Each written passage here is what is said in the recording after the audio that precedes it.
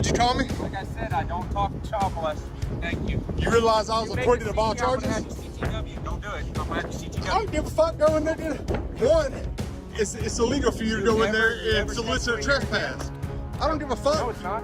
One, I was acquitted of all charges, dipshit. You're a child molester. I was acquitted of all charges, dipshit. Tell everybody on your page that? Everybody already fucking knows. I've talked about it. I've talked about it. You want to be the next famous one? You want to be the next famous one? You want to be the next famous one? All right, guys, buckle up, because what you're about to witness is one of the most disturbing examples of police retaliation you'll ever see. This isn't just a heated exchange. This is what happens when power refuses to accept the truth. The man at the center of this story was falsely accused of child molestation, locked in jail for 2 years and 2 months, and forced to fight for his freedom while critical evidence was buried.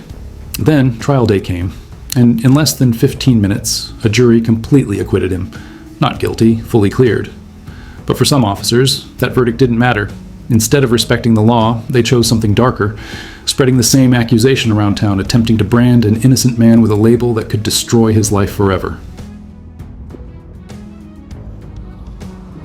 You want to tell everybody on your page that? Go ahead. No, they don't. No, they don't. And you're a white supremacist? Nah. I don't talk to you, man. Hey. You guys cool with CTWing this guy off your property? This guy right here, in the red shirt. Oh, now he's walking away. Yeah, that's fine. He come over, he was making a scene while I was sitting in the parking lot. Oh, yeah. Yeah, you know what I'm talking about.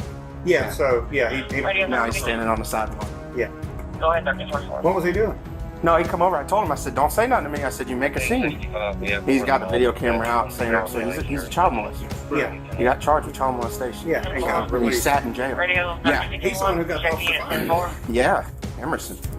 So I told him, now he's standing on the sidewalk. Yeah. So I'm gonna tell if he comes back on the property, let me know. I know y'all fixing to leave, but Yeah. and I'll see you. Okay. All right. Cool. Yes, sir.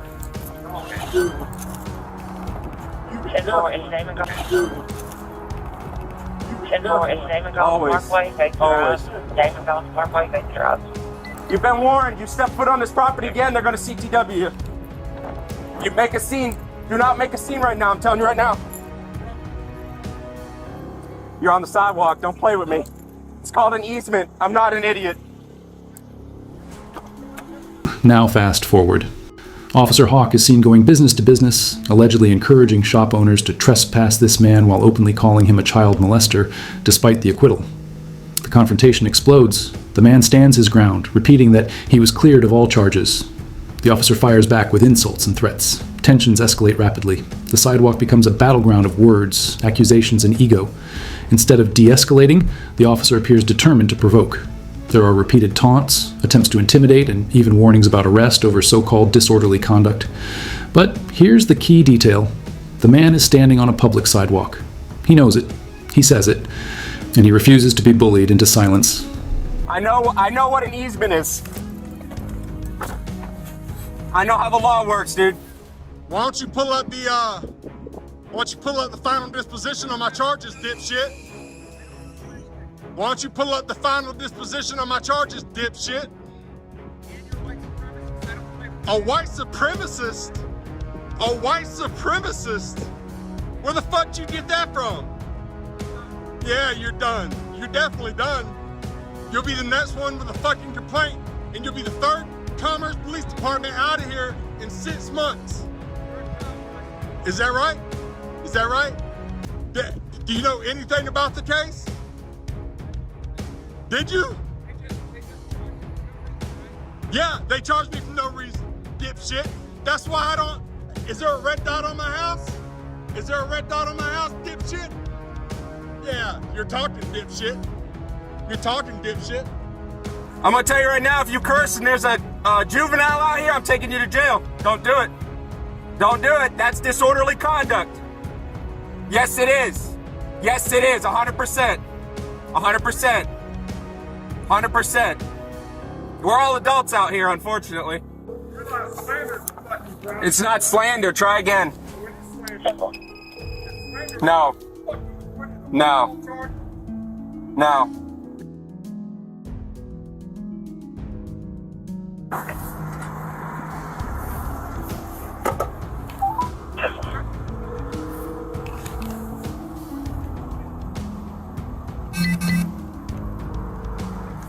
As the argument intensifies, the officer doubles down. He challenges the man, mocks him, and continues referencing the original accusation as if the jury verdict never happened.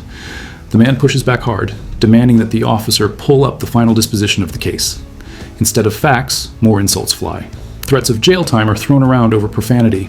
The officer warns about disorderly conduct, claiming juveniles are nearby. The man calls it what he believes it is: slander.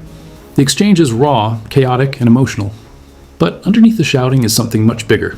A man trying to protect his name, and an officer who appears unable or unwilling to let it go. Hey, sir. Hey, I'm really sorry to bother you at home, but... And I only wanted to involve you because I know Gonzo's a little busy right now, and I really trust your input and your thoughts on this. What in the world, when in the world do I consider this guy, Mr. Ponytail Express, who's the child molester, when do I consider this disorderly conduct with him standing out on the sidewalk, cursing and screaming at me over here at ABC Pond? When do I, you know what I mean?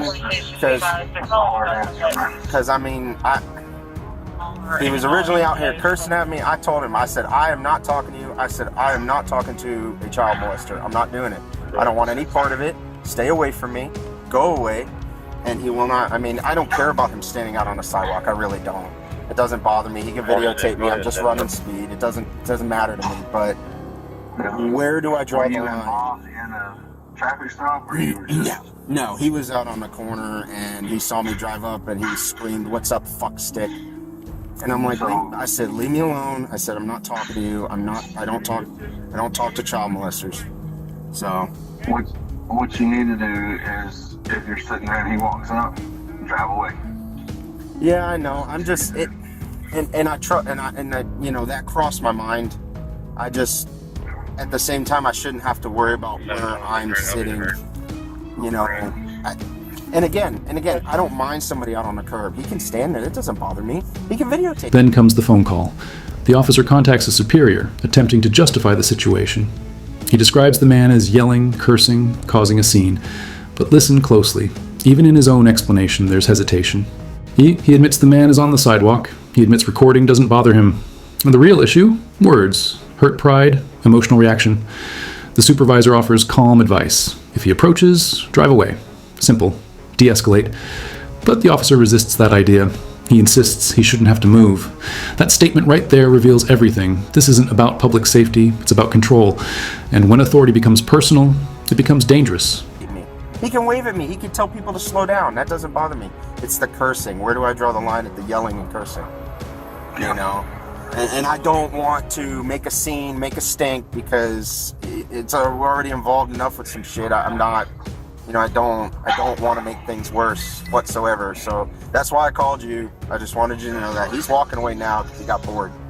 So Yeah, man, that's the easiest way to deal with him right there. I mean, for whatever reason, he just yelled at me and said he's gonna make a complaint. I don't know how he's gonna make a complaint. I didn't do anything. I turned my body cam off for this whole thing, so y'all are gonna hear and see everything I said.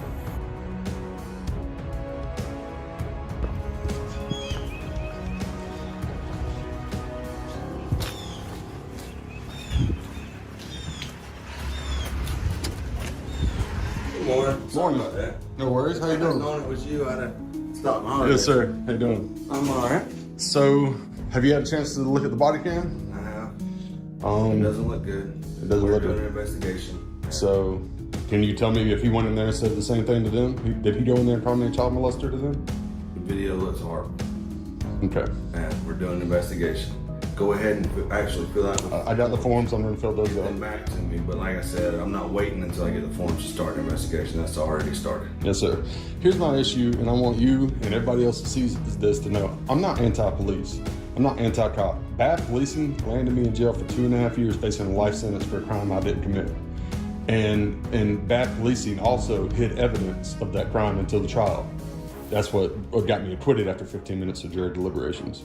I'm not anti-police. I'm anti-bad policing. And I'm anti-guys that can't control their emotions. If you can't control... The next day, the tone shifts.